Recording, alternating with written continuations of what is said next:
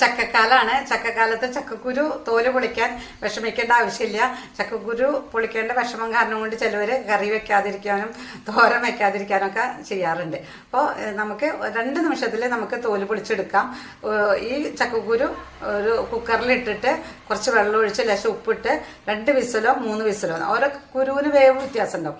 ഒരു 2 വിസിൽ, ഏകദേശം 2 വിസിൽ അടിച്ചു കഴിഞ്ഞാൽ ചക്കക്കുരുക്കെ വെന്ത് കിട്ടും. എന്നിട്ട് നമുക്ക് ഇതേമാതിരി ചൂടാറിയ ശേഷം തോല് പൊളിച്ചെടുക്കാം. വളരെ എളുപ്പമാണ്. കത്തി വേണ്ട, കൈയുടെ കറ പിടിക്കില്ല, ഒന്നാവില്ല. പിന്നെ നമുക്ക് കറി വെക്കുകയോ തോരൻ വെക്കുകയോ കട്ട്ലേറ്റ് ഉണ്ടാക്കുകയോ അതേമാതിരി ഷേക്ക് ഉണ്ടാക്കുകയോ എന്ത് വേണമെങ്കിൽ ചെയ്യാൻ ചക്കക്കുരു കൊണ്ട് വളരെ എളുപ്പത്തിൽ നമുക്ക് എല്ലാ കാര്യങ്ങളും ചെയ്യാൻ പറ്റും. കണ്ടോ, ഒരു കത്തിയൊന്നും ആവശ്യമില്ല. ഈ കൈ കൊണ്ട് തന്നെ നമുക്ക് ഇതേമാതിരി പൊളിച്ചെടുക്കാം.